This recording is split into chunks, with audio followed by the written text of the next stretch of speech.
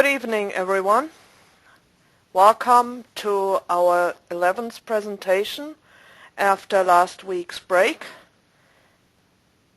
We're really struggling a little bit with this break idea. There were many of you who had signed in last weekend because they got an invitation.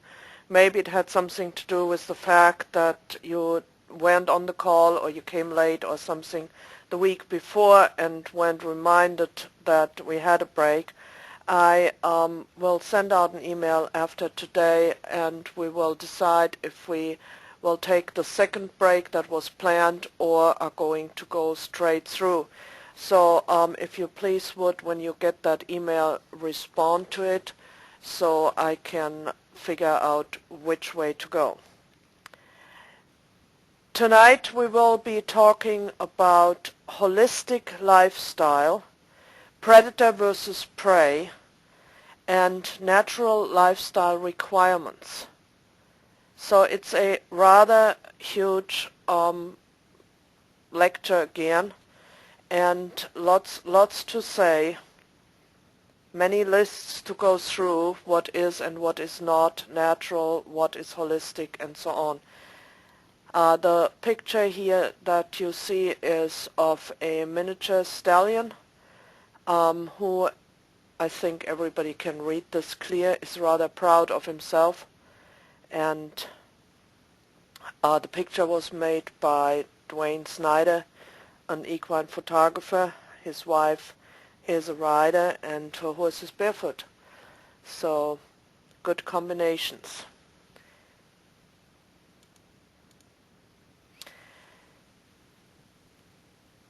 Horses are intermittent, persistent grazers.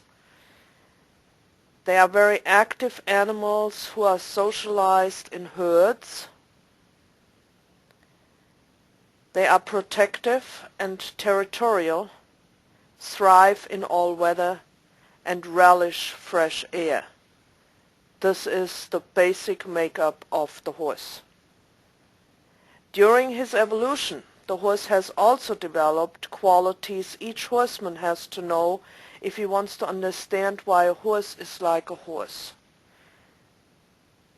These qualities have given the horse the ability to survive for millions of years. The first one is that the horse is an animal of flight. That means his best defense is to run away from danger. If this is not possible, he will fight for his life. The horse is extremely perceptive to everything that is going on around him. He knows, for example, what you are thinking and what your motives are. Because he will act according to that, patience is the key to success in any training program. The horse has built-in motion sensors in his eyes and emotion sensors in his body and skin. Horses can feel negative thought patterns of carnivores like lions, wolves, and humans, or threatening movements if you become angry, anxious, and frustrated, or if you are in a hurry. The picture here is from Lydia Nevzorov's series of what people do to horses. It's a rather shocking series from the show world. If you have time, do a search for it and look at them.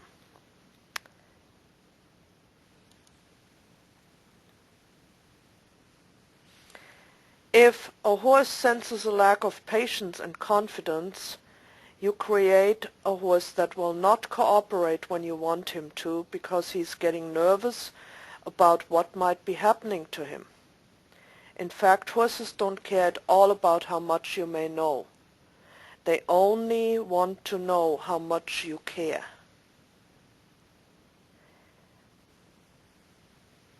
A horse is a very fast learner.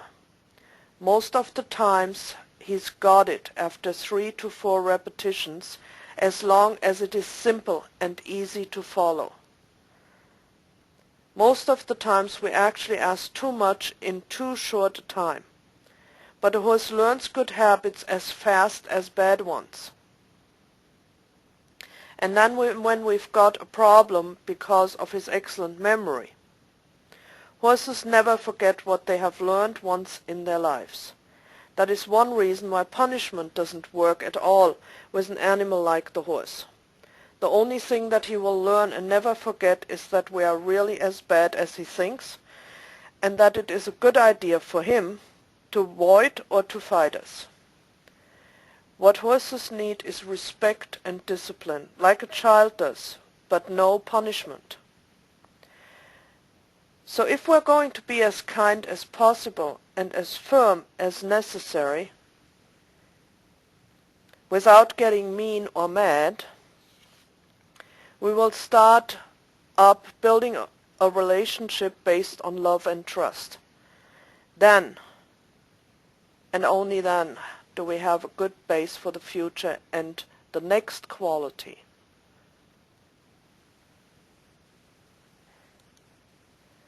The horse is easy to desensitize to frightening stimuli, but it is up to us to do the first step in this direction, to reinforce his trust in us and to become his protector. Let's take a plastic bag for example. Your horse is afraid of it and you've got two possibilities. Wish him good luck and let him find it out on his own, or, much better, help him through by explaining that he's got nothing to be afraid of. Show him that you're with and not against him by working in his own rhythm. Remember point number 2, he's extremely perceptive. The horse is an exquisite sensory system of nerves which, when activated, releases an explosion of energy channeled into an instantaneous flight or fight for survival. For millions of years the horse had every reason to be fearful, so it's absolutely natural to him. Let's just get back to the plastic bag idea. Wishing him good luck is really not such a good idea. It's not going to accomplish anything. What I do when I want to get my horses used to such stimuli, I take a regular grocery plastic bag and crumple it up in my hand so it's totally covered by my hand. And then I start rubbing the horse all over. You can do this with 2 plastic bags if you want to. And then rub him on the legs, on the face, on the neck, everywhere he likes it, and also everywhere he's not so keen of, but rub him without the plastic bag even showing up. And then as you do the second round, now that he likes being messed with, you go ahead and let a little bit of the plastic bag out so that he gets little by little used to having more plastic bags swishing around him. And it takes maybe a max of 10-15 minutes, and you can fly this plastic bag all around him, and he thinks this is just peachy. Wonderful. Not a problem, because you take your time and take the time that it takes. And when you do it like this, and when you train your horse like this, that you always have time for what you want to teach him, then he will comply with this, provided that he's not in pain or nothing else is going on with him. So when you don't have time, don't start teaching your horse a new trick. You're going to be tense and he's going to sense it. And this is not the right time to train a horse. The horse has a very short reaction time and is one of the fastest living beings. Living in groups gives more security. Since group life asks for certain rules, horses have developed other qualities to make it possible. One of those qualities is they understand and use body language to communicate. And they accept leadership and therefore they are easy to control. They understand respect and create a social order. This gives us the chance to use body language for communication and to become not only a member of the herd, but also his leader and protector. In this picture, this happened in my back pasture, and I happen to have a camera. The 2-year-old filly on the left is a Lusitano, a Cremello Lusitano. I hear this is rather rare and important. And the one on the right is a Tennessee walking mare. Interestingly enough, both horses belong to the same owner. They happen to be at my place in Hoofcare and met in this fashion. The black mare establishing her dominance over the 2-year-old Lusitano filly. The mini just got mixed up in this because he liked the Lusitano filly, so he thought he sticks around, but now he's leaving because this is getting a little bit too hot for him. The black mare never made any contact with the filly, and you can see on the filly's mouth that she has already a submissive gesture in her face, this showing the teeth, but it's not an aggressive showing of the teeth or an assertive showing of the teeth. It is a please don't do anything to me, I'll submit. She was well on her way out, not a problem. And the black mare was just ruling at that time the roost. She was it. The horse is a precocious species. It means that right after birth, the horse has got all his senses and qualities completely developed and is able to act like an adult horse. This is also important to notice. If you do have foals on the ground, they are not helpless little babies. They really need to be challenged, and they need to be challenged primarily through movement. And in a herd, the more horses interact with newborn foals, the better it is for the foals, because it gives them the security of the herd, and these older horses teach the young ones manners. And when you are training horses, you can always tell if a youngster, 3-year-old, comes into training and he has been trained by a good herd, with a good firm leader, or if he has been running wild or has been alone and the only contact that he had was the owner, and he completely was allowed to run over that one. We expect the horse to go from infant school to junior school, from secondary school to high school, without giving him enough time and training, nor caring for his thoughts and feelings. We don't even wait until he feels relaxed and confident. This is a big deal. You need to wait often till from one requirement to the next, till the horse relaxes again, so he can build trust, and so he can think again. A horse that is in panic mode does not think. He acts solely on survival.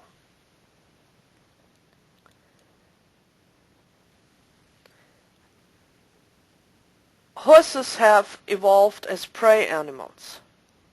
That means they are hunted animals. And even though they have been domesticated for thousands of years, they still have the instincts of their wild counterparts. Horses' brains are thus hardwired to be on the lookout for predators. The horse's survival policy is, if in doubt, get out. Run first, then ask questions.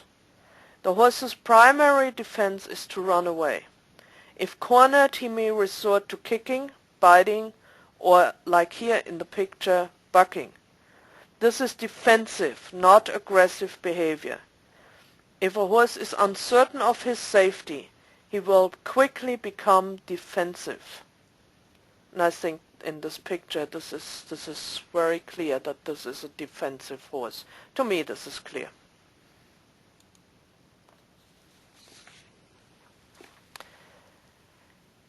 Humans, in contrast, have evolved as predators.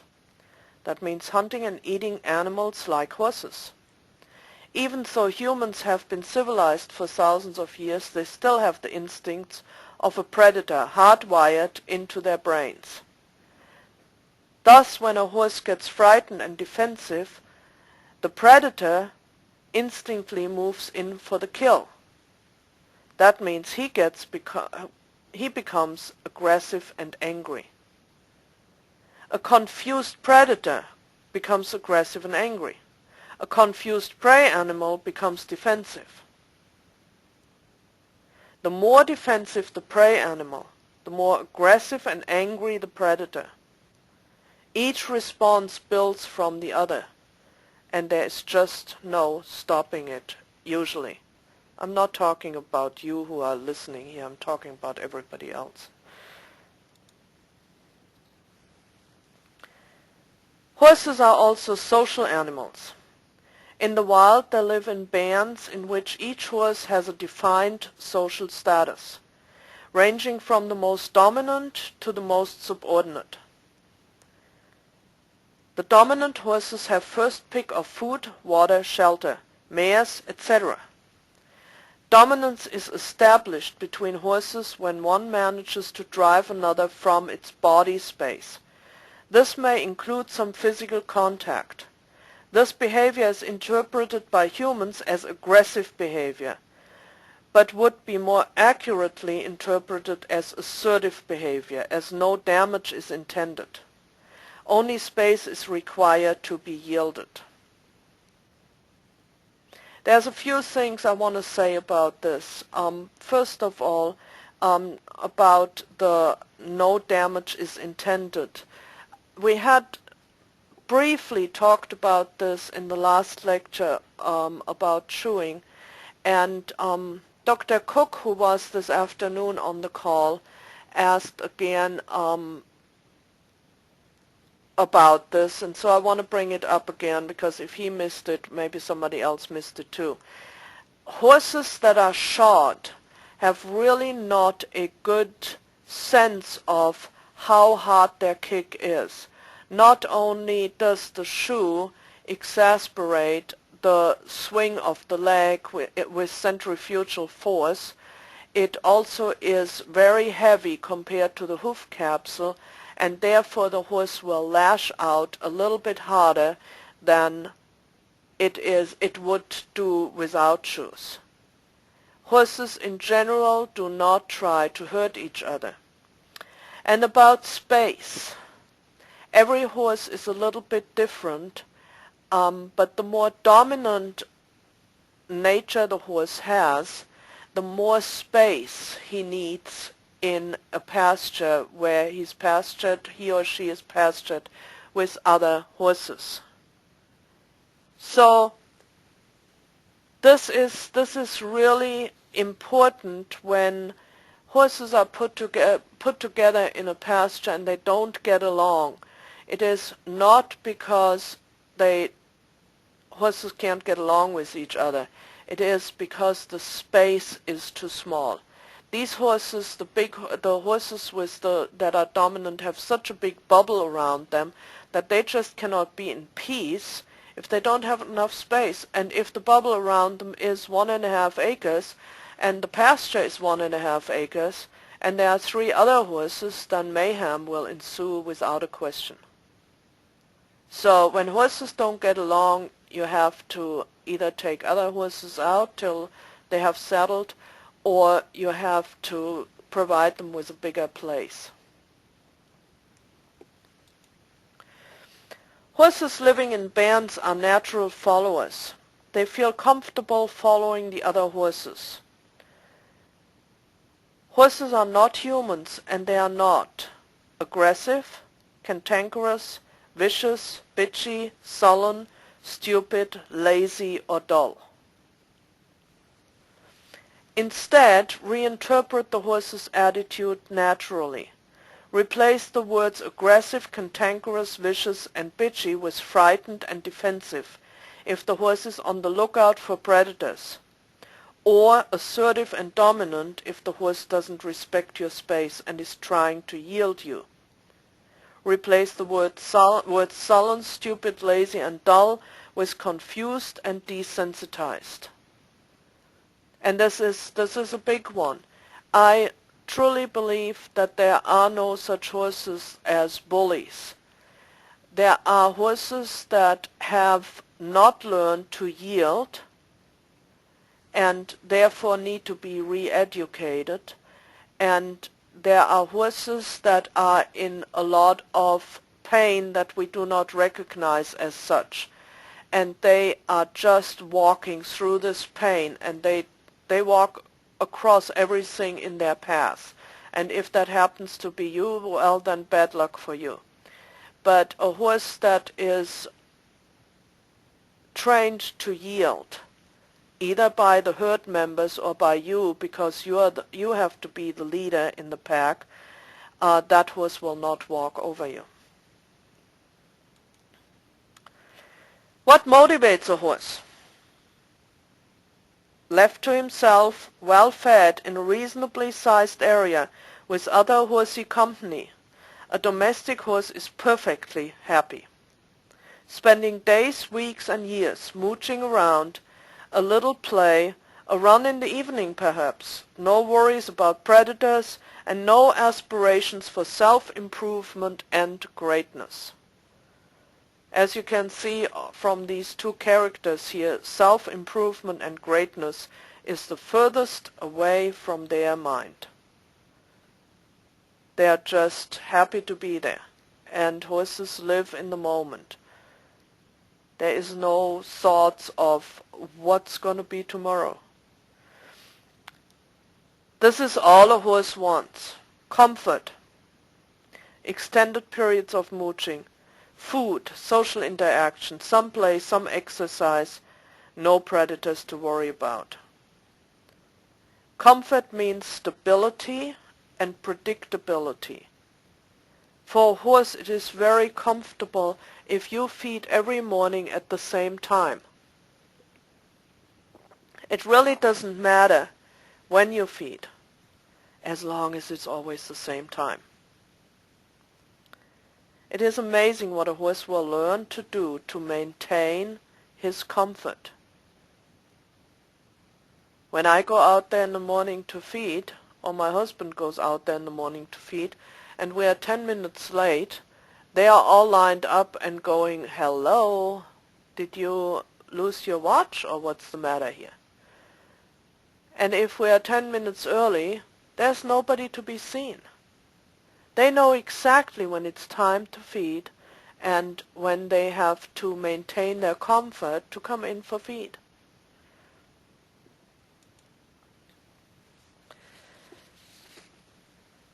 We need to develop a body language that communicates to the horse that we are non-predatory and that we are horse-like and worthy of the horse's respect and submission.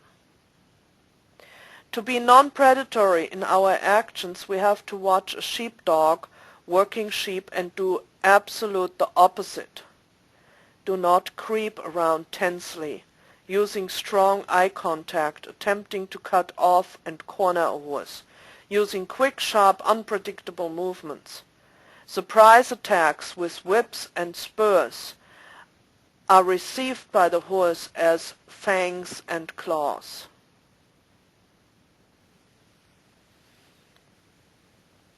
What kind of body language upsets horses?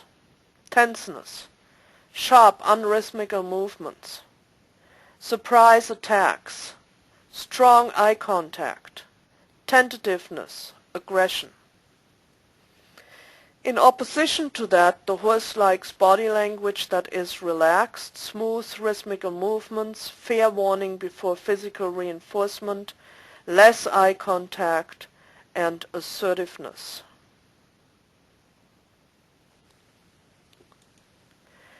To be worthy of our horse's respect and submission, we must be able to yield the horse out of our way, out of our personal space, when and as we wish. Yielding the horse as opposed to frightening the horse away. If we cannot yield the horse, then the horse will be yielding us, which will signal to him that he must be the dominant partner and will have him feeling within his rights to reinforce his dominance, perhaps even with a nip or a kick. On the other hand, if we can yield the horse effectively, he will see us as a dominant and will be happy to submit. In this state he would not dream of kicking or biting his dominant partner. Remember, assertiveness, not aggressiveness. The horse has been playing yielding games all his life and is good at them. Humans have to learn them. This takes time and practice. The horse won't let us win the yielding game easily. We have to earn his respect and submission. This picture here is Alexander Nevzorov of Russia, who trains horses in a very horse-like way and gets incredible things out of them by just doing things like this. Takes my breath away. I have known people that can make horses bow, but not so many people can make horses sit. So and his horses lay on their backs and let him sit on their stomachs and all kind of stuff like this.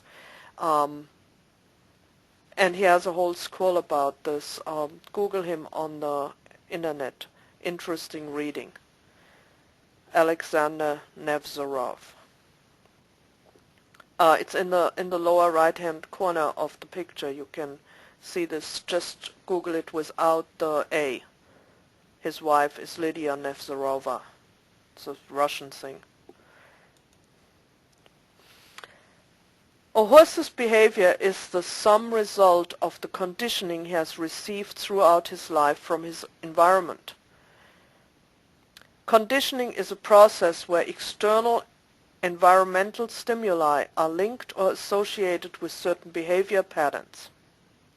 For example, a horse may snort and run a short distance every time a sprinkler is switched on, or may become nervous when he sees he is being led to a trailer.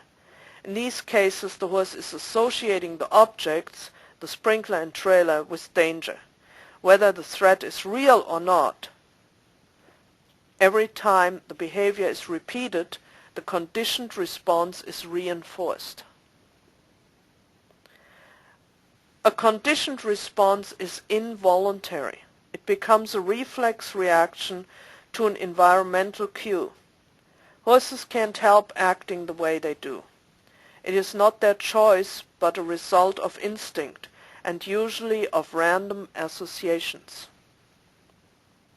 A horse is trained when humans condition the horse to associate desired behaviors to certain artificial cues, as to move when there is a pressure on the ribs and to slow when there is a pressure in the mouth. The reasons there are so many imperfectly trained horses is that humans are ignorant of how conditioning works. Any horse can be perfectly trained, including horses with so-called serious behavioral problems.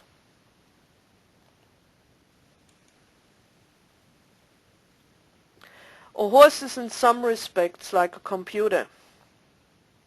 When a certain stimulus is given, he remembers what his response was last time he received that stimulus and does the same again, even if the last occurrence of stimulus and response happened 20 years ago. For example, the last time the hoof care provider picked the horse's foot up in that particular manner, the horse lashed out. So chances are the behavior will be repeated if the foot is picked up in that same way. Thorough training includes reconditioning the horse so that all its responses to human cues are desirable. So if you have such a case, you need to figure out how to retrain this horse so he does not lash out when you pick up the foot. And again, you have to bring time for this. I much prefer that owners train their own horses, but it doesn't always get done, and all of us who are hoof care providers who are on the call here know that there are just some owners that can't train their horses, save their lives. It's not happening. So we have to go in and do the training for them, and again, that requires some extra time. But it also makes your life easier, and you repeat every foot 2, 3, 4 times, picking it up, letting it go, picking it up, holding it a little bit longer, letting it go again. And pretty soon the horse realizes that this is a different game than the game before, where he had to lash out, where he had to be funny about it. So taking the time that it takes always pays. To train a horse, we have to desensitize him to many things. He is, for example, instinctively sensitive to humans on his back, to whips and forcefully hammering on his feet. We also have to sensitize him to things he normally wouldn't take any notice of, like subtle nudges to move forward or slow down.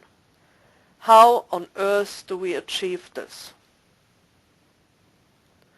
How does Alexander do these things that he's doing here in this picture?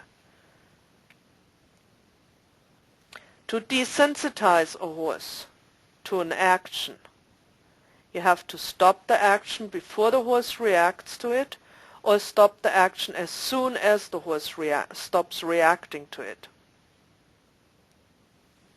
One more time. To desensitize a horse to an action, stop the action before the horse reacts to it, or stop the action as soon as the horse stops reacting to it. To sensitize a horse to an action, stop the action as soon as the horse reacts as desired. So if you want to sensitize a horse and you take your carrot stick and push on him, as soon as he moves away from the carrot stick, you have to let go. If you get the slightest movement, you have to remove the pressure. The same thing, and we often make mistakes here in leading. When you lead the horse, you put pressure on the lead line and the halter, but the moment the horse makes the slightest inclination to move forward, you have to let go. And the quicker you let go, the quicker your response is, the quicker his reward is, and that is the release of pressure, the sooner he gets it. And that is sensitizing him to a stimulus. For more than 4,000 years, humans have been riding and using horses with the idea to go somewhere. But what looks so natural to us after all this time is not natural at all for the horse. After a 60,000-year evolution, the horse has become what he is today, an exquisite creature of Mother Nature. And remember, he is a prey animal, in stark contrast to us as predators. I often like to compare a horse to a deer. Nobody would dream of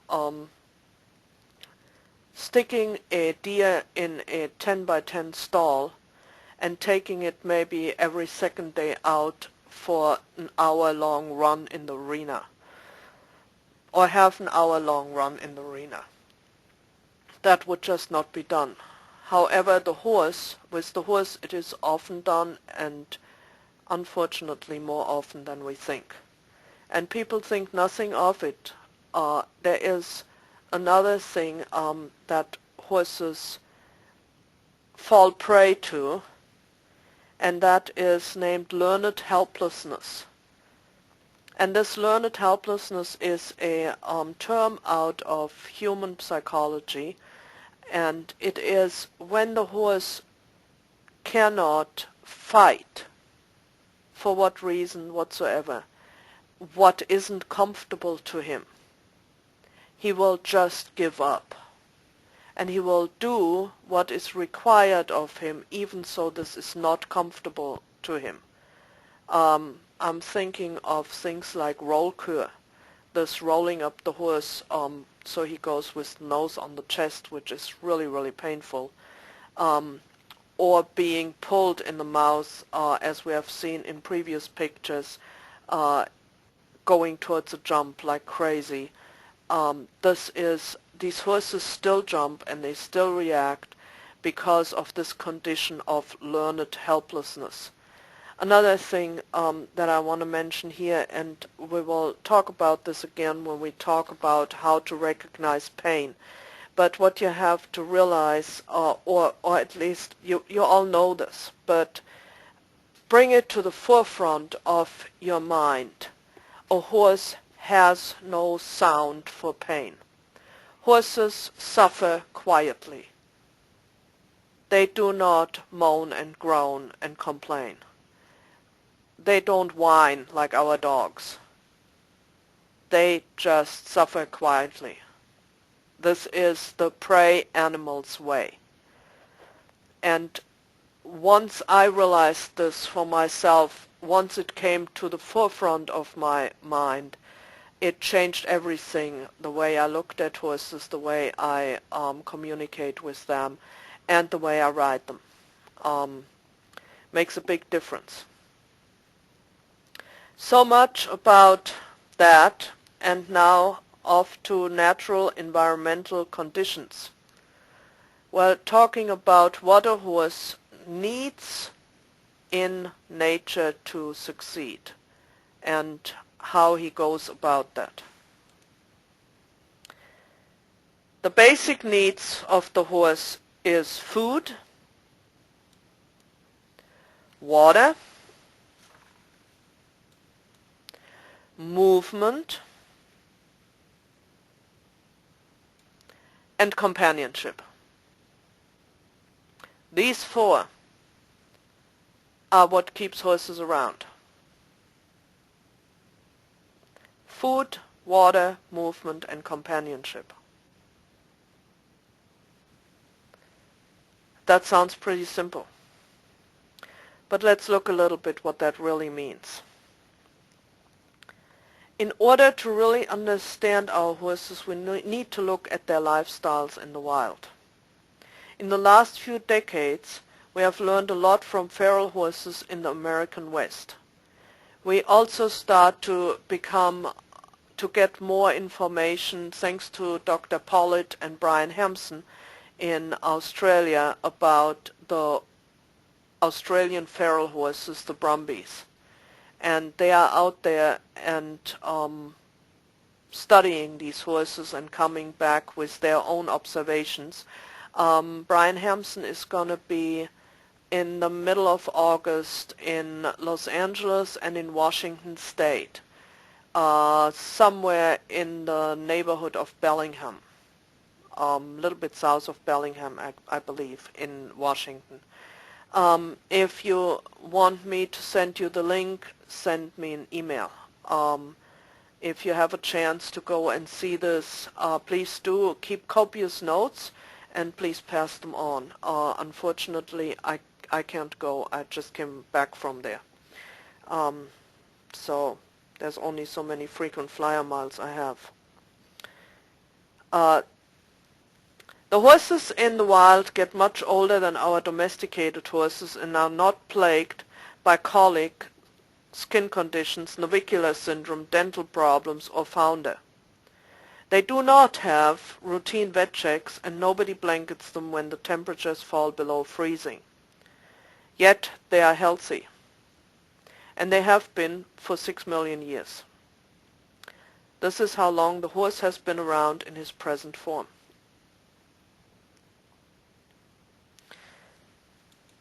Nutrition. Horses roam the land to find just the right nutrition. They graze all day long, moving through usually sparse vegetation. Not like in the picture, this is not sparse vegetation. These are domesticated horses, and they are just getting fatter by the day because they are not moving to find sparse vegetation. It's all there in one clump. They find what they need in the wild in unaltered grasses, shrubs, and herbs on the way. They supplement with minerals which they lick out of the ground when they need them. They often move many miles to get to the necessary minerals. Horses are by nature selective foragers. Just think what they do find in nature. And they eat with the seasons, more during the summer months, less during the winter season. We will talk a lot about nutrition in two or three lectures from now. It's coming. Just hang in there. Water. Horses drink out of ponds or streams. In order to drink out of the same, they have to stand in water. We talked about this already when we talked about hydration of the feet. The wild horses of the Camargue in France virtually live in water for a few months when the Rhone Delta floods in the spring. They often have to move many miles between their grazing grounds and their water source. That is not only in the American West, this is also in Australia the case. At the last seminar where I was, and they showed a film about the Brumbies, there was one experiment where they trailed this mare to move in one day 55 miles and more, just to constantly alternate between water and, not constantly, to go to the water and come back to the grazing ground.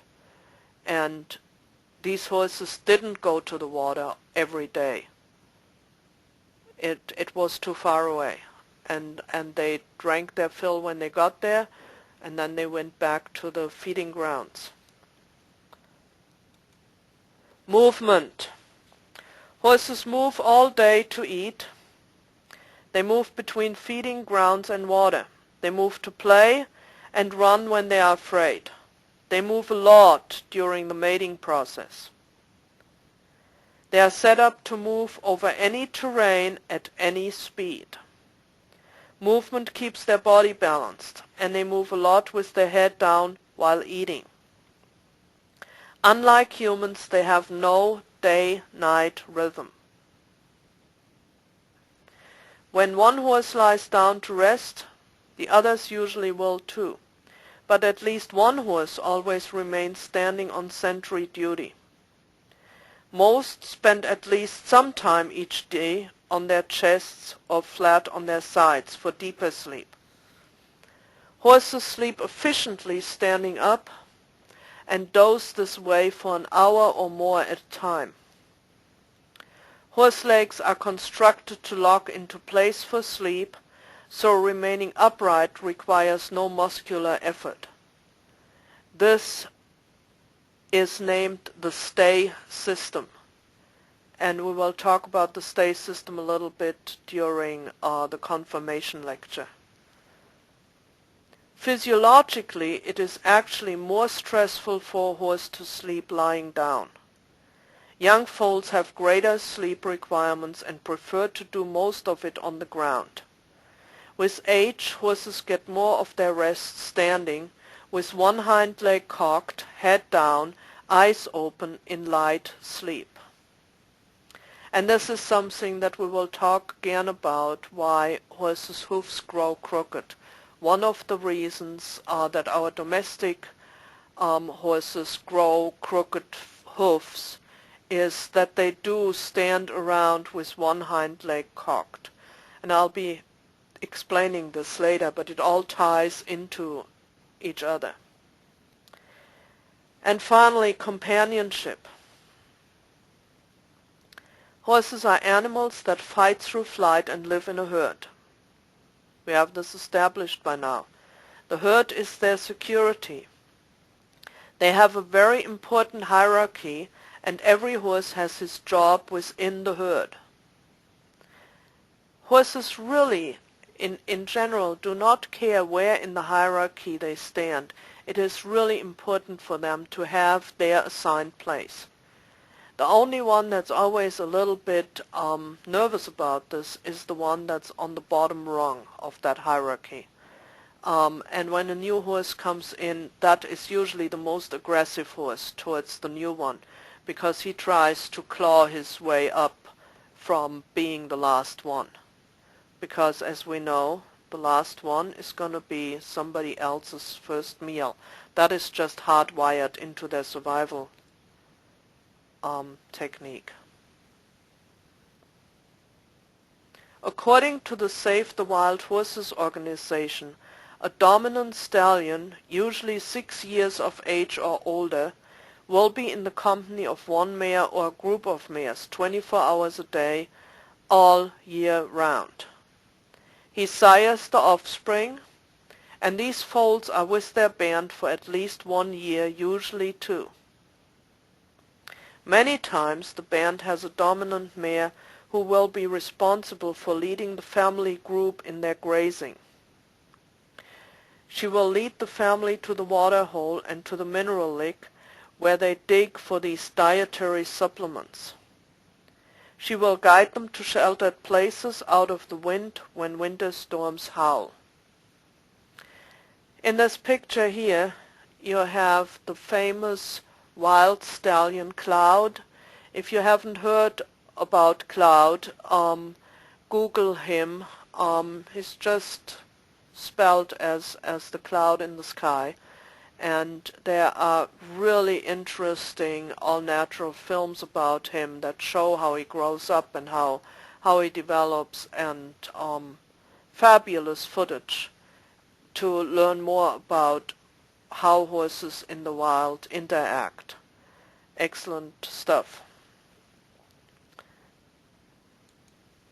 When you see a group of wild horses moving across the landscape, normally the stallion will be in the rear. His main job is to protect the group from attack by another stallion. Occasionally a 2 or 3-year-old will still be with their band, but generally the stallion will discourage a young male who is coming of age from consorting with the band. Young females may be driven off by their mothers, or they simply may choose to leave when they come into estrus. They may select or be selected by another stallion who will breed with her and guard her vigilantly from rivals. By encouraging their offspring to leave the band, wild horses avoid inbreeding.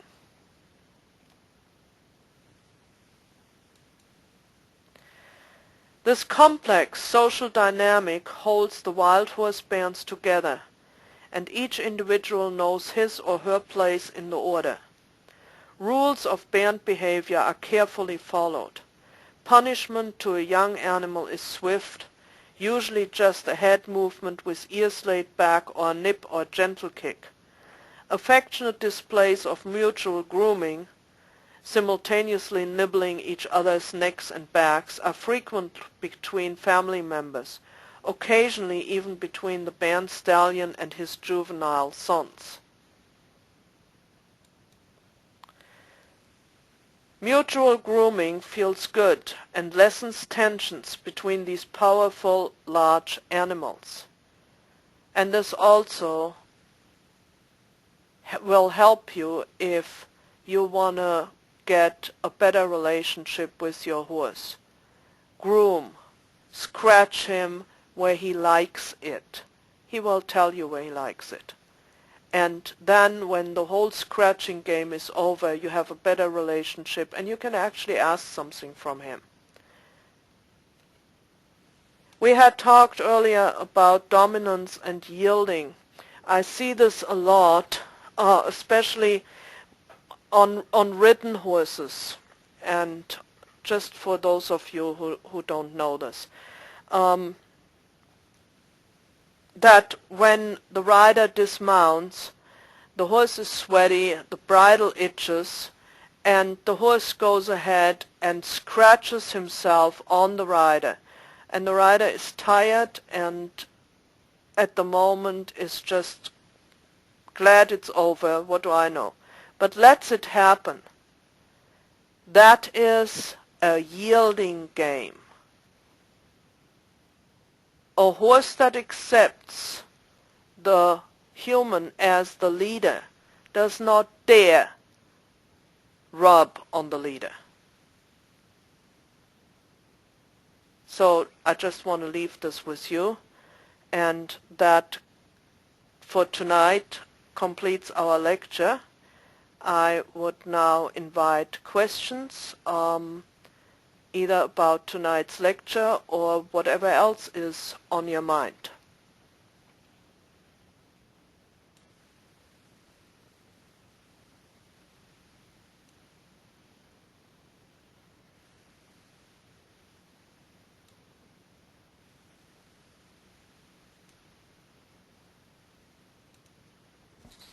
Amy, what do you have to say? Yes. Say something. I was trying to think of something and I couldn't. Okay. If we have a little bit time, you all want to hang around. I'm just going to go through the group from the top down. We did this afternoon and got some really good discussions out of that. So if Amy has nothing to say, Amy is a hoof care provider in British Columbia, and we actually studied together. Thank you, Amy. No problem. Angela, are you there? Angela may be there, but she may not have a microphone. Angela is another hoof care provider from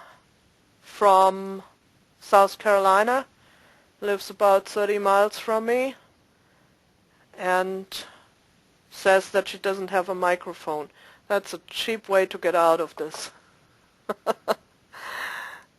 Okay. April, you have any thoughts? No, it was all very good information. Some I knew and some are kind of aha moments. Yeah. If you own a horse, you should know this. But a lot of things, and I know this from my own experience, they kind of get forgotten. We have heard them, but in a different context, and they don't make sense. But then if they are brought up in this context, all of a sudden you go, oh yeah, sure, absolutely. Good deal. Thank you, April. Betsy. I have a comment about the herd, the thought of having them in herds. Can you hear me? Yeah, I hear you well. Okay. Thank you. All right. You have to look at the whole situation because I have an orphan who is premature. I did not dare put her with the herd because she was very, very fragile. She would have died in the wild. So I had actually a foundered mini that was her buddy for a while. Thank God And somebody then I couldn't walk. Yeah, but he taught her what pinned ears means and that kind of thing. And then I slowly would, bring one horse at a time in with them because they would have killed him and they would have probably killed her. So I know my situation is not an absolutely natural situation. I don't have like acres and acres. But you have to be careful because with that kind of situation, you can't just say they have to be natural and throw them in because she probably would have gotten killed because she was so little. Yeah, but So anyway, in nature, as you said, he would have been toast to begin with. Exactly. Yeah. So but that's she not didn't have a mama. Yeah. Yeah. It wasn't a natural situation to Right. start with. She didn't have a mama to protect her, and Goliath couldn't have because he hobbled. Yeah. But anyway, I just, Yeah. that was, To have a mini that's named Goliath is a bit presumptuous, but to each his I own. named him. Okay. I named Okay, Betsy is, and I only can talk about the people I know. Betsy has 16 Arabians in South Carolina and takes care of all 16 herself and trims them all herself. So she doesn't, she also has a job, so she doesn't need anything else. 4 jobs. More jobs, okay. Candy. Candy, do you have a microphone? No? Maybe not. It's awfully quiet. Capri from Virginia. Hi. Hi. I'll just make a comment about feeding on a schedule. I have heard an alternate viewpoint that if you don't want your horses to, fed at the same day, then deliberately don't feed them on a schedule. And I have 2 horses in the backyard. I've taken that approach with them, and it seems to work, actually. What I actually said is horses really like stability and they like to be fed on a schedule. I'm not saying you must feed them on a schedule. They like to be fed on a schedule. Mm-hmm. And once they're used to being fed on a schedule, it seems that they can read the clock rather well. Yeah. Yeah. I have a chiropractor here in the neighborhood. When I brought this up about feeding horses regularly, he says, that is all wrong. The later I come, the happier they are to see me. Yeah. Yeah. So things like this, but this is just what makes them comfortable, and I want to bring this what makes horses comfortable to the mind of everybody whom I can reach, because I see so much of the opposite. Everybody seems to know very well how to make a horse uncomfortable. Right. Yeah, and I'm trying to get across a little bit of kinder horsemanship, if any possible. But thank you for that comment, Capri.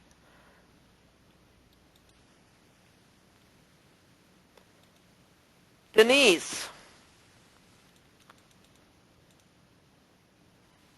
Denise doesn't have a microphone either.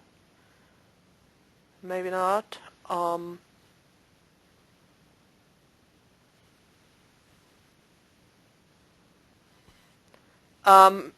Denise, the mic is open. You only have to speak.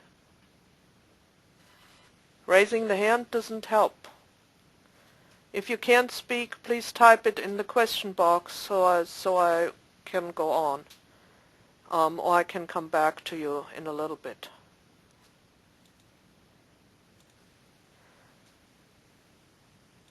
Gretchen, do you has no mic either. We really, I think Denise is from Australia, if I'm not mistaken, or from Tasmania, one of the two. I'm not even sure if Tasmania belongs to Australia or if it is its own country. I missed that in geography totally, and then I failed to look it up, and I apologize. Gretchen Fathauer is the owner of naturalhorsetrim.com. Very excellent website. If you have a lot of time, start reading it. Every time I go to it, I get totally lost in it and hung up in all the different new things she always puts on there. So, good deal. Jennifer. Is that Jennifer? That's Yeah. me. Jennifer Kircher, yeah, that's you. Yeah. Okay. One, I noticed the picture of Freedom Farm with the horse jumping, and I thought that was great. Yeah, you know this was my horse? No, I didn't know that was your Yeah. horse. This is Tsunami, and That's Tsunami? Is yeah. your horse? yeah, My husband rode Tsunami. We love Tsunami. yeah. Go and buy her. Oh, wow. Oh, actually, my daughter wants her. Okay, that's a possibility. The other questions I have, you mentioned a Brian, either Hanson or Hampson. Hampson. Yeah, I made a note. I will send you that information. Okay, and Yeah. then the other thing was naturalhorsetrim.com. Uh-huh. Is that okay? I've got that written down. I just wanted to check and make sure that I wrote it properly. Anyway, I love the session today. Oh, good. My horse is definitely in all those groups. She just loves when people communicate with her in her own language. Yeah. Yeah, every horse reacts to this. It's really important to speak their language, because they're not going to learn English or German or what have you. They're not going to learn it. Forget it. We all tried. I totally agree. Yeah? Okay, thank you, Jennifer. Thank you. Gretchen says, what do you recommend for a horse who rubs on you? Retrain it. Just don't let it rub on you. You can do something as easy as step away from it for a few times. And then it doesn't rub on you. The worst thing you can do is just stand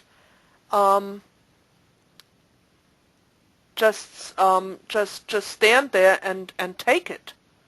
That absolutely doesn't work.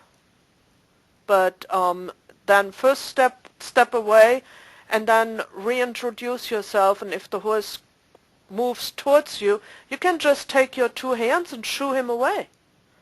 And say, no, don't come closer. Not an option. Just puff yourself up a little bit and say, hello. And Gretchen, you can do this. I can just see that. I hope that answers your question.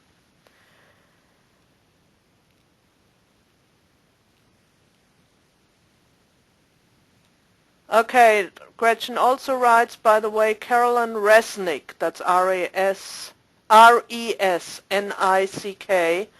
has a really neat book out called Naked Liberty, about how she learned to train from being with wild horses, hanging out in the herd with them. Also has 2 DVDs out. That's Carolyn Resnick, Naked Liberty. If you want to write this down and look it up, I certainly will. Thank you, Gretchen, for that. It's always good to have all of you people around, because you have so many more resources, and I love talking to you afterwards. And Sarah asked how to spell Alexander Nevezorov's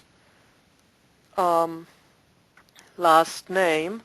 It's N like in Nancy, E, V like in Victor, Z like in zebra, O like in Otto, R like in Richard, O like in Otto, V like in Victor. And we continue with Catherine Flynn. Hey, can you hear me? Yeah? Claudia? Yeah? Okay.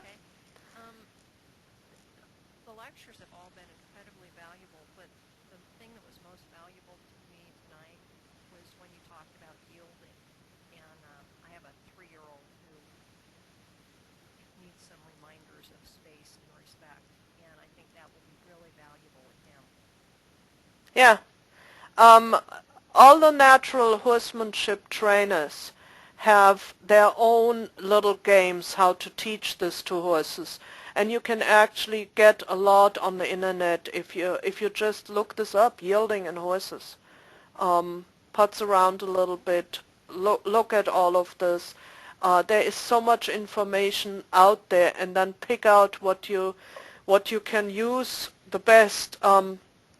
When 10 years or so ago I got introduced to Pat Pirelli, I thought, wow, he really does a good job, and what I liked about him was that he broke everything down in easy to understand little segments, and you could practice one segment after another, and you kind of at least I understood that one should not go on before he hadn't mastered one section. And I kind of wanted to take this into my teaching as well and break it down in ever smaller lessons, and part of this is this course, to break it down in smaller lessons and not, I could teach you this in a 4-day seminar, all of it, and you would walk out with your head smoking. Mine would smoke too, by the way. So this is there is a lot of information out there that you can get, and going to one clinic, I requested this from all my boarders when I was having horses here that were local and were boarded, and the owners came to take lessons, that they took at least one Pirelli clinic, the Pirelli level 1 clinic, so they would know how to communicate with their horses, and I wouldn't have to watch this when the horse was running over the rider and pushing them around and leaving with them in tow. So yeah, get a little bit more help there. Thank you, Catherine. Mary.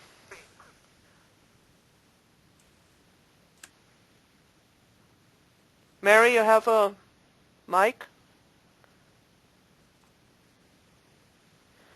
Oh, she has no microphone. She has a microphone but hasn't been able to hook it up.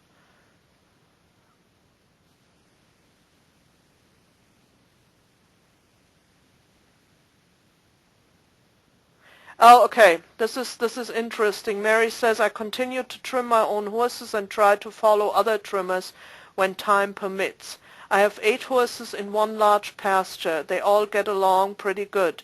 If an argument begins, I go out to the pasture. That seems to end whatever is going on that is creating conflict. So thank you, Mary, for establishing yourself as the number 1 person in your pasture. That is really important. Good deal. Thank you. Michelle? Do you have a mic? No? Are you talking to me? I'm talking to you, Michelle, yes. I do have a mic. Well, what do you think? What do you have on your mind?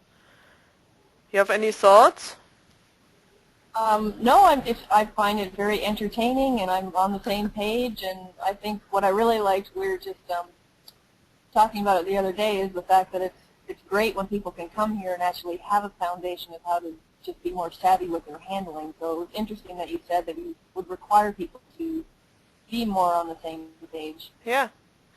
By the way, via introduction to everybody else, Michelle is a Pirelli, I believe level 4 accomplished, and has a training farm, does beautiful work with natural horsemanship.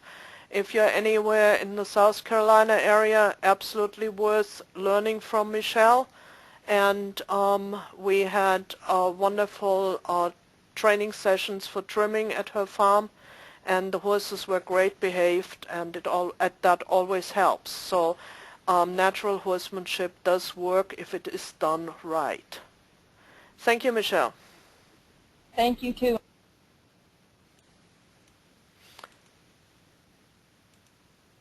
Pauline.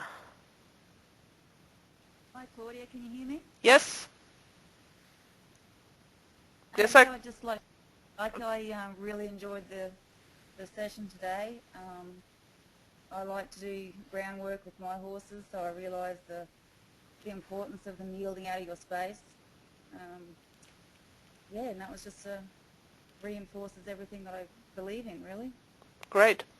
Are you from Australia, Pauline? Yes, I am. Oh, okay. I thought I heard that. Just trying to get a little bit, there are so many, I cannot remember this. If I don't know you personally, please forgive me for forgetting where you came from. I know that everybody has told me that. I should have, in the next course I will have a list where everybody comes from so I don't make these mistakes. Thank you. Pia, you wanna say something? Yes, I have two things. I think hopefully I'll remember the second one after I'm done with the first. It's that kind of day. I've been trying to stay awake here, not because of you, because I'm exhausted from 3 new trims today. So, my first is, I guess, more of a comment. Is when you were talking about the sound, the horses not having a sound for suffering, I'm assuming you were just talking about sort of everyday sort of suffering and right. not sort of tragic. Right. Kind of. Right. Okay. We know what we're talking about, but yes, yeah. You and I do. Yeah. The death of my horse, he definitely had sounds. Definitely screamed. Yeah, exactly. Yes. And then secondly, I just wanted to say on what I found really important in my training at Equine Soundness was the emphasis on listening to the signals from the horse. And I'm sure I did that before I started trimming, but during trimming, I mean, it's so important. Just even today, I was showing the owner, I had trimmed, these horses were very overgrown, and I had trimmed the front feet, and I started trimming the better of the hind feet, the opposite one where he could stand. And I got about halfway through it, and he didn't want to stand anymore. So I told the owner, I said, well, I'm going to go on the other side, and I'm going to start the other one. And he'll probably stand better. So just, even explaining to the owner, once I went to the other side and started trimming the other foot, he stood better. And then when I went back to the first hind foot, he stood better. Just this emphasis that you always had of listening to what the horse is trying to communicate when he seems to be behaving or misbehaving, and he's not really misbehaving. And the other thing on that, I want to say that I try to explain what I'm doing to owners because they take their horse's behavior very personally. Yes. And I don't, I try to tell them that it's not their fault. It's not the owner's fault how the horse is behaving. So yeah, these are all things I picked up from you. These are things that we have experienced. It absolutely does not help if we are hanging under the horse and trying to trim, and the horse isn't standing well, and in front of the horse stands a owner who is mortified that their horse is not standing well because it could reflect badly on them, and they're not breathing, and they are tense, and the horse goes, wow, one is under me, one is in front of me, and I'm stuck here somewhere in the middle. And this is not a good scenario, and sometimes this is where most professionals agree. Sometimes it's better the owner goes away and I hold the horse myself, Right. But even better is to take 5 minutes out of your time and talk to the owner that you do not think that their children are misbehaved and they can relax, and it doesn't reflect on their upbringing and stuff like that. Right. Absolutely correct. As everybody who doesn't know Pia, meanwhile, has noticed, she is a professional trimmer, has graduated with flying colors this last April from from Equine Soundness, and has her trim practice in Columbia, South Carolina. Thank you, Pia. Thank you. Rosemary. Hi, Claudia. Yeah, I was listening to you and I was thinking about my situation with my horses here on my property. There are 5 and they're in a herd situation, and I was just wondering how secure and comfortable and complacent they're feeling. And then I realized in the summertime we get a lot of wildlife happening here being bears, even the odd cougar, Ooh. coyotes, and we also have a neighborhood bobcat. And I'm realizing that there's quite a few mornings where I see that they're tired. And I'm now realizing that, yeah, they have to contend with these things, that it's not necessarily a secure situation for them, that they have to be very aware of these things. Yeah. So, yeah, it's something that I didn't provide that for them. It just happened. I don't know if it's necessarily a good thing or a bad thing. You know, if you would ask your horses, they probably would say it's an happening thing. They don't divide this into good or bad. Yes. It's something that happens, and so they move a little bit more. Being tired during the day is okay. Mm-hmm. There's nothing, unless they are so exhausted that you come out in the morning and they are drip wet and sweating because they were running around all night. But that's not the case. They're Yeah, just no, I don't have that happening. yeah. So they have in the summertime a lot of activities at night, and I Yes. don't think this is a wrong thing. This is okay. They can deal with it. I was thinking that also. Yeah. So Rosemary is from British Columbia and trims her own horses and then a couple for friends, from what I understand. Yes. Thank you, Rosemary. Thank you. Sarah.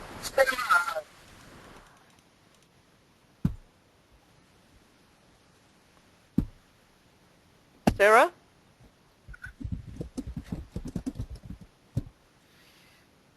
Sarah doesn't have a microphone. Thank you for letting me know. Shira? Hi, Claudia. Hi, Shira. A couple thoughts.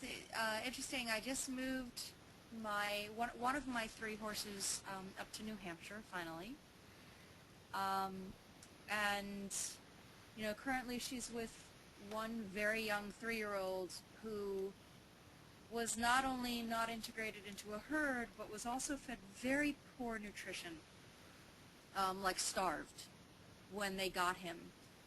And it's fascinating, actually. At some point I'll want to take a picture of the way he stands behind for you so you can see it. It's almost reminiscent of heel pain in the front. If they were front legs, he'd be knuckled over at the knee. Mm-hmm. He's not completely standing on his pasterns.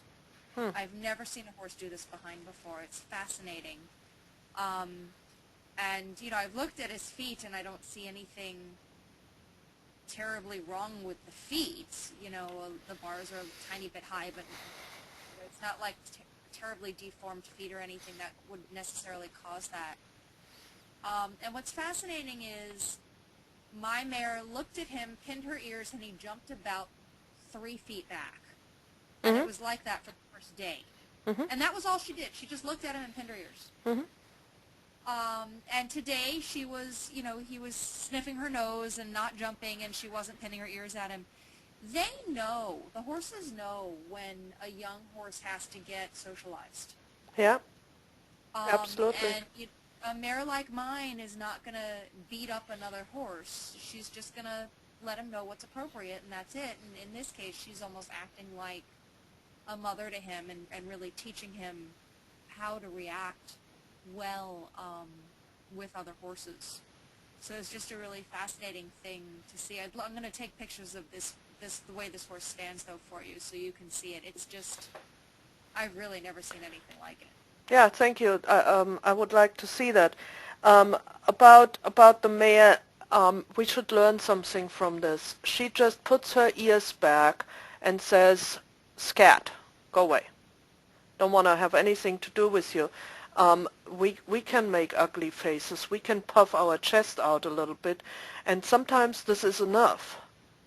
I seldom have problems with horses.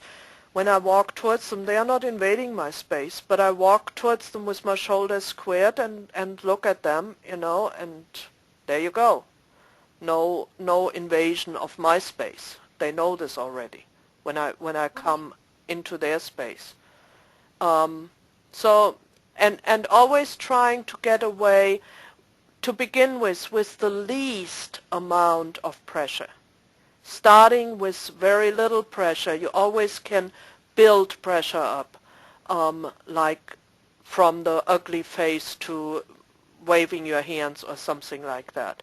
But first of all, you just wrinkle your forehead and look them straight in the eye, and that is with many, many horses enough, like the mare did to the gelding.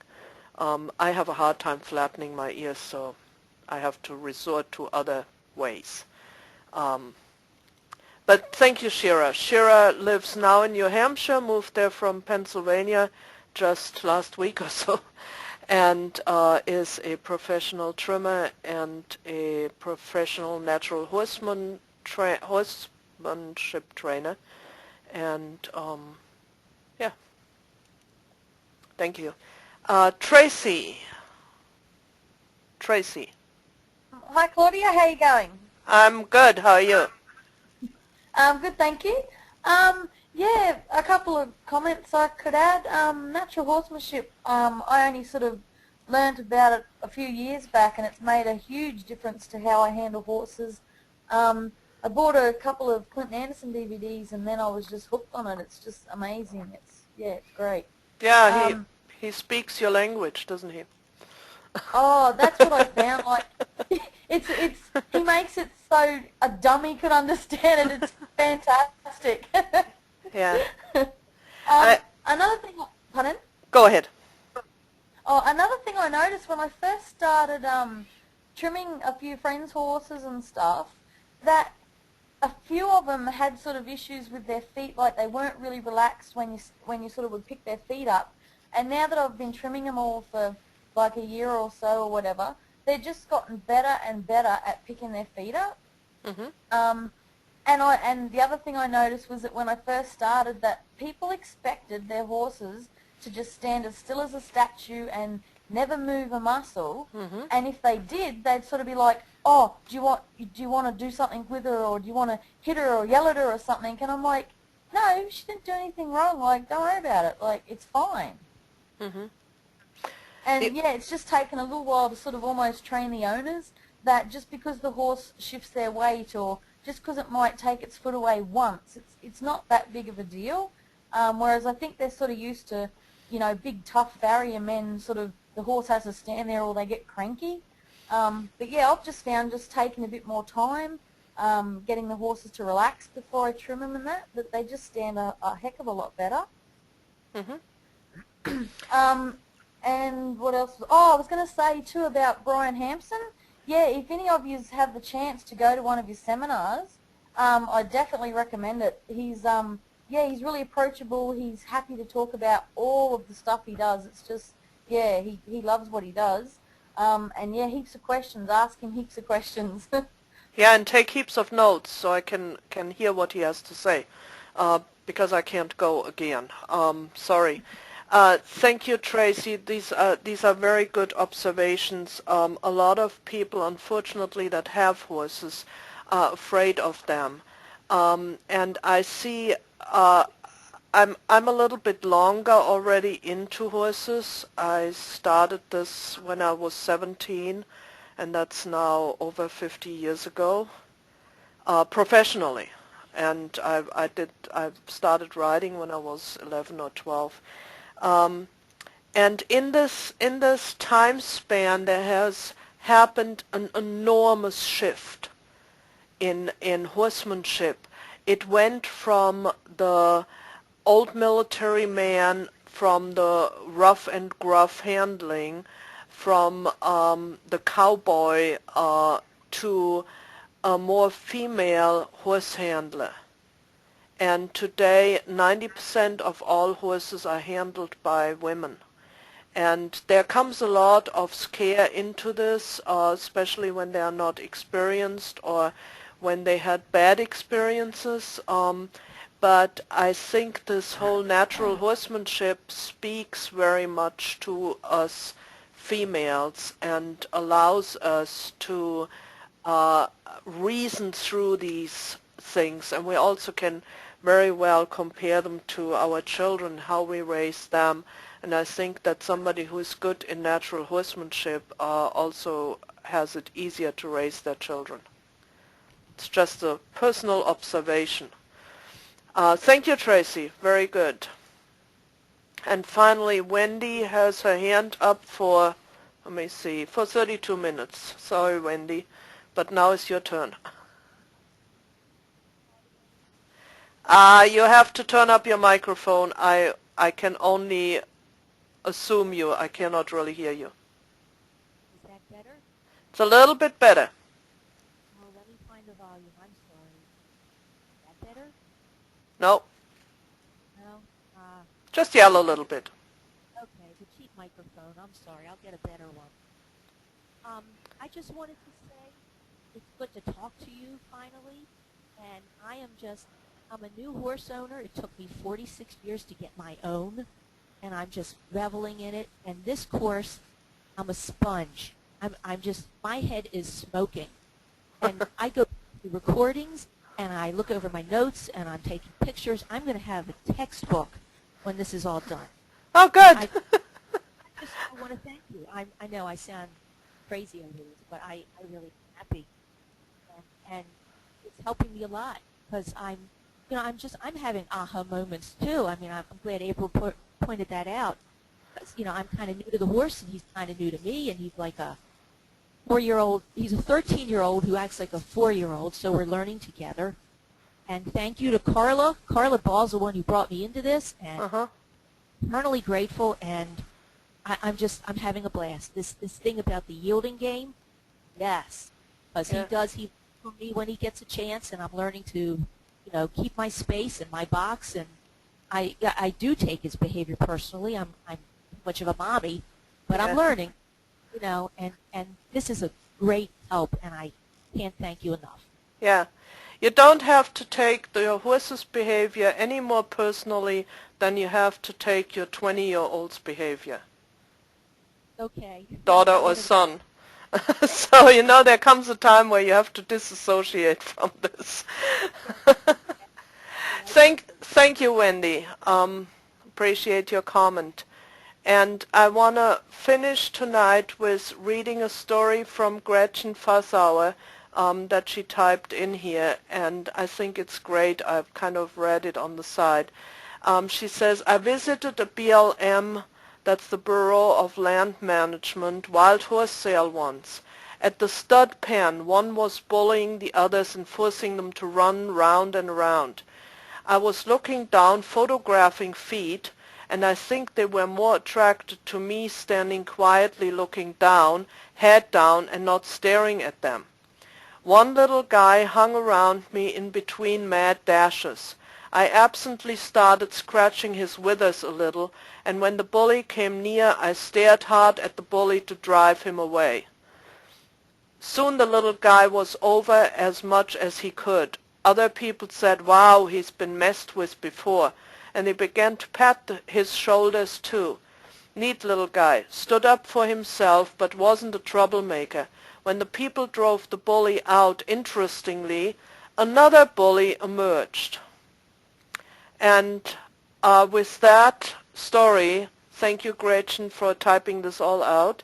I tell you good night. This was the longest session we had. I am recording the entire session, including the question and answers. A lot of you have asked to go through this again, and it helped them, so I will try to put this in. Thank you for coming. Have a good evening, or if you're in Australia, have a great day, and I see you next week.